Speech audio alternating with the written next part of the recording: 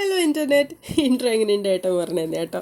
അപ്പോൾ അങ്ങനെ ഞങ്ങൾ ഭക്ഷണം കഴിക്കലായിരുന്നു അടുത്ത ടാസ്ക്. അങ്ങനെ ഞങ്ങൾ കേരള ഹോട്ടൽ കുറേ നേരം തപ്പി നടന്നെങ്കിലും കിട്ടിയില്ല. അപ്പോൾ അടുത്ത് കിട്ടിയ ഒരു ഹോട്ടലിൽ കയറി. അവിടെയാണെങ്കിൽ വായിൽ വെക്കാൻ കൊള്ളാത്ത ബിരിയാണി ആയിരുന്നു കിട്ടി, വേറെ ഒന്നും ഉണ്ടായിരുന്നില്ല. ബിരിയാണി എന്ന പേര് മാത്രമേ ഉള്ളൂ.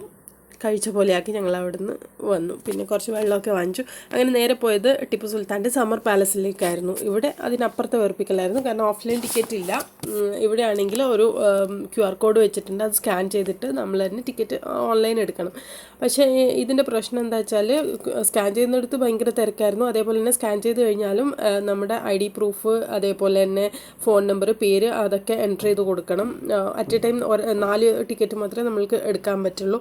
അപ്പോൾ അതൊക്കെ കൊണ്ട് ഭയങ്കര ബുദ്ധിമുട്ടായിരുന്നു ഞങ്ങൾ കുറേ ആൾക്കാർ പോയതുകൊണ്ട് തന്നെ എല്ലാവരും പേരൊക്കെ എൻ്റർ ചെയ്ത് കൊടുക്കുന്നത് ഭയങ്കര പാടായിരുന്നു. 20 രൂപ മറ്റേ ടിക്കറ്റ് ചാർജ് ഉള്ളൂ, പക്ഷേ അത് എടുക്കുന്നത് ഭയങ്കര ബുദ്ധിമുട്ടായിരുന്നു. പിന്നെ നല്ല തിരക്കുമായിരുന്നു.